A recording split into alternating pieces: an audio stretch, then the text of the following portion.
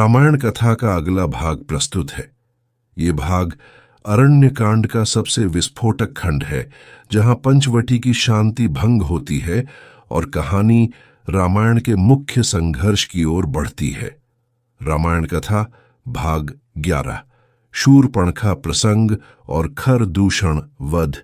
नमस्कार। रामायण की इस रोमांचक कथा यात्रा के 11वें भाग में आपका स्वागत है। पिछले भाग में हमने सुना कि कैसे राम, सीता और लक्ष्मण ने दंडकारण्य में अनेक ऋषियों के दर्शन किए, महर्षि अगस्त्य से दिव्यास्त्र प्राप्त किए और गोदावरी नदी के तट पर स्थित सुंदर पंचवटी में अपनी कुटिया बनाकर निवास करने लगे। पक्षीराज जटायु भी उनकी रक्षा के लिए उनके साथ रहने लगे थे। पंचवटी में उनका जीवन कुछ काल तक शांति और सुखपूर्वक व्यतीत हुआ, लेकिन यह शांति अधिक समय तक रहने वाली नहीं थी। दंडकारण्य वन में राक्षसों का प्रभुत्व था। इसी वन में लंकापति रावण की बहन शूरपणखा भी रहती थी।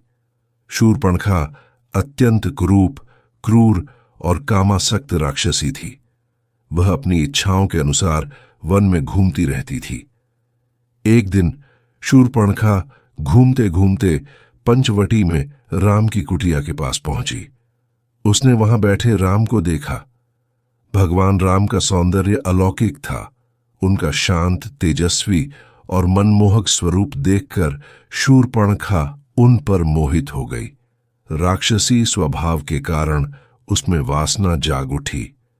शूरपणखा ने सोचा कि वह राम से विवाह करेगी। अपनी क्रूरता को छिपाने के लिए उसने माया से एक अत्यंत सुंदर स्त्री का रूप धारण कर लिया। वह धीरे धीरे राम के पास गई और उनसे मीठे शब्दों में बात करने लगी। उसने राम से पूछा, हे सुंदर पुरुष, तुम कौन हो? यह स्थान तो राक्षसों का है। तुम जैसे देव पुरुष यहां इस सुंदर स्त्री सीता और इस तरुण लक्ष्मण के साथ क्या कर रहे हो? राम ने शूरपणखा के मायावी रूप को पहचान लिया, लेकिन उन्होंने उससे सच सच अपना परिचय दिया। उन्होंने बताया कि वे दशरथ पुत्र राम हैं, अपनी पत्नी सीता और भाई लक्ष्मण के साथ पिता की आज्ञा से वनवास में आए हैं। फिर राम ने उससे उसका परिचय पूछा। शूरपणखा ने अपना परिचय देते हुए बताया कि वह रावण की बहन है और अपनी इच्छा अनुसार कहीं भी जा सकती है। उसने कहा कि वह राम के सौंदर्य पर मोहित हो गई है और उनसे विवाह करना चाहती है। उसने राम से कहा कि सीता उसके योग्य नहीं है और वह शूरपणखा ही राम के लिए सबसे उपयुक्त पत्नी है। उसने सीता को छोड़कर उससे विवाह करने का आग्रह किया। राम शूरपणखा की बातें सुनकर मुस्कुराए। वे जानते थे कि यह राक्षसी है और उसे सीधे मना करने से बात बिगड़ सकती है। उन्होंने परिहास करते हुए कहा, देवी, मैं तो विवाहित हूं। मेरे साथ मेरी पत्नी सीता है। विवाहित पुरुष के साथ रहकर तुम्हें सुख नहीं मिलेगा। मेरे छोटे भाई लक्ष्मण अविवाहित हैं। वे तेजस्वी हैं और सुंदर भी हैं। तुम उनसे विवाह कर लो। उनके साथ रहकर तुम सुखी रहोगी। राम की बात सुनकर शूरपणखा सुंदर रूप में ही लक्ष्मण के पास गई। उसने लक्ष्मण से कहा कि राम तो विवाहित हैं, इसलिए वह उससे लक्ष्मण से विवाह करना चाहती है। लक्ष्मण भी शूरपणखा की बात सुनकर मुस्कुराए। वे राम के संकेत को समझ गए। उन्होंने भी परिहास करते हुए कहा, देवी, मैं तो अपने बड़े भाई का सेवक हूं। सेवक की पत्नी को दासी ही बनना पड़ता है। तुम मुझसे विवाह करके दासी बन जाओगी। इससे अच्छा है कि तुम फिर से राम के पास जाओ। वे तुमसे अत्यंत प्रेम करते हैं और तुम्हारे लिए अपनी पत्नी सीता को भी त्याग सकते हैं। तुम उन्हीं से विवाह करो। राम और लक्ष्मण द्वारा बार बार परिहास किए जाने और अस्वीकार किए जाने से शूरपणखा अत्यंत क्रोधित हो गई। उसे लगा कि राम और लक्ष्मण उसका उपहास कर रहे हैं। उसका मायावी सुंदर रूप गायब हो गया और वह अपने असली अत्यंत कुरूप राक्षसी रूप में आ गई। उसकी आंखें क्रोध से लाल थीं। शूरपणखा ने सोचा कि सीता ही इन दोनों भाइयों के मार्ग में बाधा है। उसने भयानक गर्जना की और सीता को खाने के लिए उनकी ओर दौड़ी। यह देखकर राम क्रोधित हो गए। उन्होंने लक्ष्मण से कहा, लक्ष्मण, देखो, यह दुष्टा राक्षसी सीता को खाने के लिए दौड़ी आ रही है। इस कुरूप और दुष्ट का ऐसा अपमान करो कि यह फिर कभी यहां आने का साहस न करे। इसे दंड देना आवश्यक है। राम की आज्ञा सुनते ही लक्ष्मण ने अपनी तलवार निकाली। उन्होंने एक ही पल में शूरपणखा की नाक और कान काट दिए। नाक और कान कट जाने से शूरपणखा अत्यंत पीड़ा से चीख उठी। उसका सारा सौंदर्य नष्ट हो गया था। वह रक्त से लथपथ थी। अपमानित और आहत होकर वह भयानक विलाप करते हुए वहां से भागी। शूरपणखा उसकी चीख से भाई खर के पास गई, जो दंडकारण्य में जनस्थान नामक स्थान पर रहता था।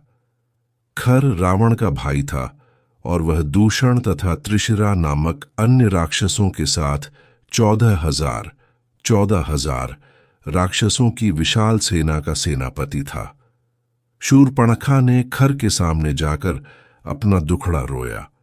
उसने अपनी कटी हुई नाक और कान दिखाए और बताया कि कैसे राम और लक्ष्मण ने उसका अपमान किया है।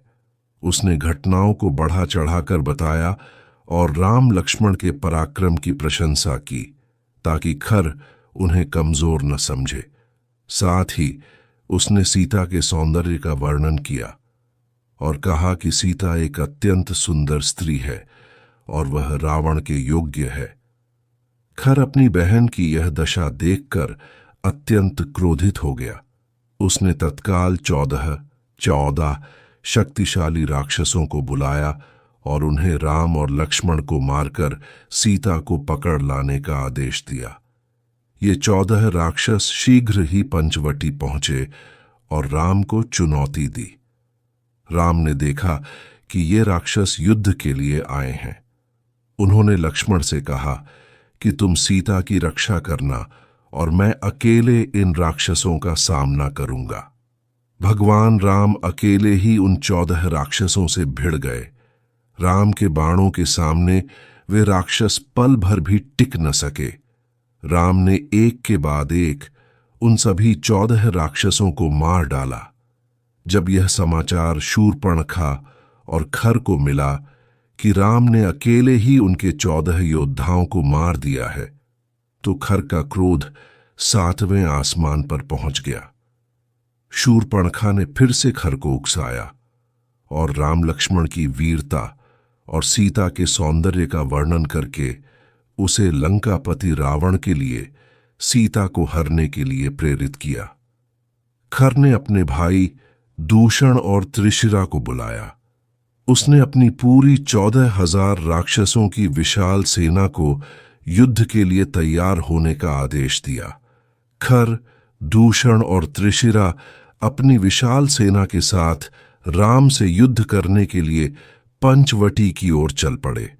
उनका उद्देश्य राम और लक्ष्मण को मारकर सीता को प्राप्त करना था। उधर पंचवटी में राम ने इतनी विशाल सेना को आते देखा। उन्होंने लक्ष्मण से कहा, प्रिय लक्ष्मण, राक्षसों की एक विशाल सेना आ रही है। मैं अकेला ही इनका सामना करूंगा और आशियों को दिए वचन को पूरा करूंगा। तुम सीता को लेकर इस निकट की गुफा में चले जाओ और उसकी रक्षा करना। लक्ष्मण ने अनिच्छा से राम की बात मानी। वे सीता को लेकर एक सुरक्षित गुफा में चले गए। भगवान राम अकेले ही उस विशाल राक्षसी सेना के सामने खड़े हो गए। उन्होंने अपने धनुष पर प्रत्यंचा चढ़ाई। उन्होंने महर्षि अगस्त्य द्वारा दिए गए अक्षय तरकश से बाण निकाले और दिव्यास्त्रों का आह्वान किया। भयानक युद्ध छिड़ गया। एक ओर अकेले राम थे और दूसरी ओर खर, दूषण, त्रिशिरा और 14,000 भयानक राक्षस। राक्षसों ने राम पर चारों ओर से हमला किया। वे भयानक शस्त्रों और मायावी शक्ति का प्रयोग कर रहे थे, लेकिन भगवान राम के सामने उनकी कोई शक्ति नहीं चली। राम ने अत्यंत फुर्ती और पराक्रम से बाण चलाए। उनके बाण एक साथ सैकड़ों राक्षसों को मार गिरा रहे थे। राम के धनुष की टंकार और बाणों की वर्षा से आकाश ढक गया। सबसे पहले राम ने दूषण का संहार किया। उसके बाद उन्होंने त्रिशिरा को मार डाला। फिर राम ने खर और उसकी शेष बची सेना पर भीषण प्रहार किए। राम के बाणों से राक्षस गाजर मूली की तरह कट रहे थे। रक्त की नदियां बहने लगीं। अंत में केवल खर शेष रह गया। राम और खर के बीच भयानक द्वंद्व युद्ध हुआ।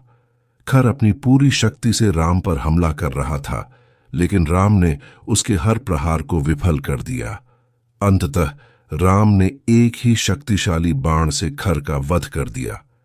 इस प्रकार भगवान राम ने अकेले ही 14,000 राक्षसों की विशाल सेना और उनके सेनापतियों खर, दूषण और त्रिशिरा का संहार कर दिया। दंडकारण्य के आर्षि राक्षसों के भय से मुक्त हो गए। युद्ध समाप्त होने के बाद राम सीता और लक्ष्मण के पास गुफा में गए। लक्ष्मण ने राम के अद्भुत पराक्रम को देखकर उनकी स्तुति की।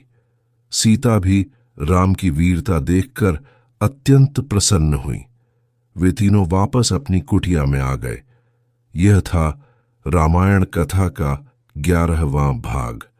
हमने शूर्पणखा के आगमन, उसके अपमान और उसके बाद खर, दूषण तथा 14,000 राक्षसों के साथ भगवान राम के भीषण युद्ध और उनके अकेले ही विजय प्राप्त करने की अद्भुत कहानी सुनी। यह घटना रामायण में एक महत्वपूर्ण मोड़ है। शूर्पणखा अब अपने भाई रावण के पास जाएगी और उसे सारी घटना बताएगी। इसका परिणाम क्या होगा, यह हम अगले भाग में जानेंगे। रामायण की यह कथा अब अपने चरमोत्कर्ष की ओर बढ़ रही है। जुड़े रहिए इस धर्म और न्याय की गाथा से।